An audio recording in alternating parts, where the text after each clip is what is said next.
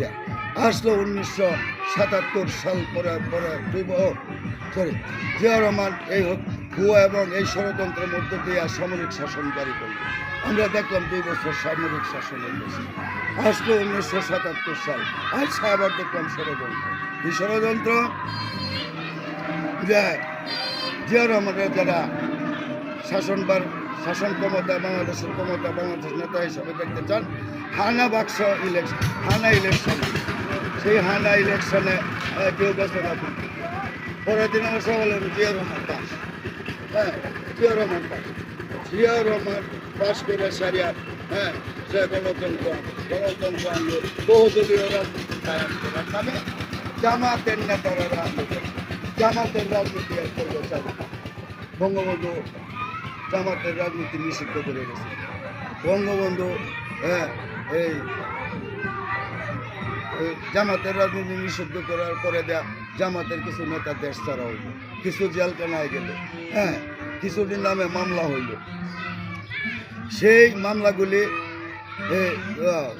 জিয়াউর রহমান বহুদলীয় গণতন্ত্রের নামে জামাতের রাজনীতি চালু করল।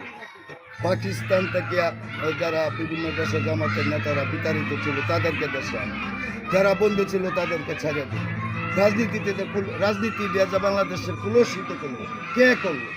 আপনার দৃষ্টি তাহলে ষড়যন্ত্রকারীকে জিয়াউর রহমান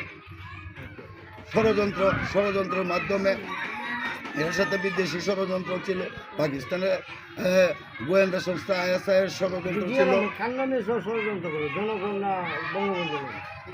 সেই ষড়যন্ত্রটা ছিল আওয়ামী লীগকে নিধন করা, আওয়ামী লীগের বিপক্ষে। নাহলে আওয়ামী লীগের বিপক্ষে যদি সে না যাবে তাহলে জামাতের রাজনীতি কেন চালু করে?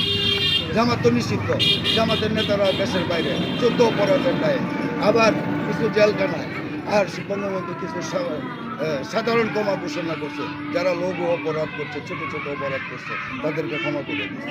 যারা গুরুতর অপরাধ করছে, যেমন অগ্নিসংযোগ করছে, লুটতরাজ করছে, এই খুন করছে, খুন খারাপি করছে, আগুন জ্বালায় দিচ্ছে বাড়িতে, তাদেরকে তো ক্ষমা করে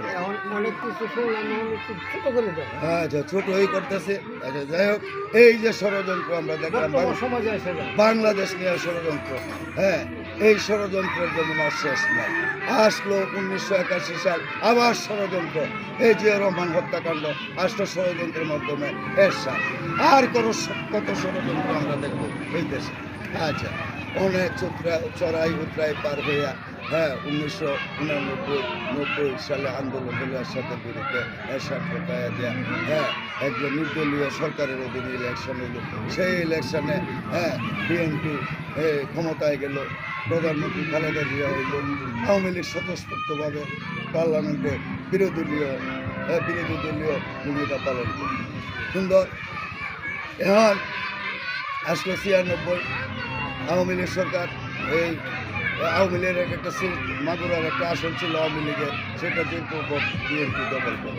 এটার ইস্যু করে আওয়ামী লীগ আন্দোলনে গেল, এই সরকারের অধীনে কোনো নির্বাচনে যাব না, আমরা নির্বাচন সুষ্ঠু নির্বাচনের জন্য আছে ভূমিকা। সে 8ম বেঙ্গল রেজিমেন্টের কমান্ডিং অফিসার ছিল উনি। এখানে স্বাধীনতার ইতিহাস তো অনেকবার দিয়ে আইছি আমি, এইগুলি কইলে তো 2 দিন লাগবে। ছোট করে আচ্ছা আইলো মনে করেন 96, তোর খালেদা জিয়া কয় তত্ত্বাবধায়ক সরকারের দাবিতে আন্দোলনের মাঠে আওয়ামী খালেদা জিয়ার কাছে বললো আপনাকে নিরপেক্ষ সরকারের অধীনে নির্বাচন দিতে হবে, সেই নির্বাচন হবে অবাধ সুষ্ঠু। খালেদা জিয়া বললো যে এটা তো প্রলোভনের কথা, এটা তো কোনো সুষ্ঠু মানুষের কথা না। আওয়ামী লীগ আন্দোলনের ডাক দিল, তুমি যখন বোঝো না আমি রাজপথটাকে আদায় করে দিল। তীব্র আন্দোলন, অসহযোগ আন্দোলনের ডাক দিল, সেই আন্দোলনে সাকসেসফুল হলো আওয়ামী লীগ। এই সরকারে হটাইয়া দেওয়া, খালেদা জিয়া সরকারে হটাইয়া দেওয়া, নতুন করে তত্ত্বাবধায়ক সরকারের অধীনে নির্বাচন হলো আওয়ামী লীগ ক্ষমতায় গেল। 5 বছর দেশ শাসন করলো অত্যন্ত সুন্দরভাবে। বাংলাদেশের উন্নয়ন, ব্যাপক উন্নয়ন করছে 5 বছরে। করার পরে 2001 সালে অত্যন্ত শান্তিপূর্ণভাবে লতিফুর সরকারের কাছে, তত্ত্বাবধায়ক সরকারের কাছে ক্ষমতা হস্তান্তর করে দিল। হ্যাঁ ফেয়ার ইলেকশনের আশা আইসা আবার দেখলাম ষড়যন্ত্র ইলেকশন নিয়ে বিদেশি শক্তির হস্তক্ষেপে ভোট বিপ্লব ঘটাইলো বিএনপি।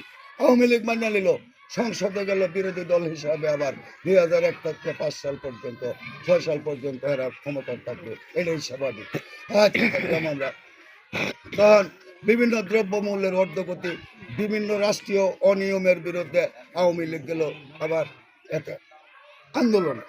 সেই আন্দোলনের মিটিং মিছিল যখন রাজপথে হইতেছে, 21শে আগস্টের গ্রেনেড হামলা, নির্মমভাবে গ্রেনেড হামলা করে শেখ হাসিনা এবং আওয়ামী লীগ পরিবারদেরকে ধ্বংস করার জন্য গ্রেনেড হামলা চালাইল। হ্যাঁ, এই হাওয়া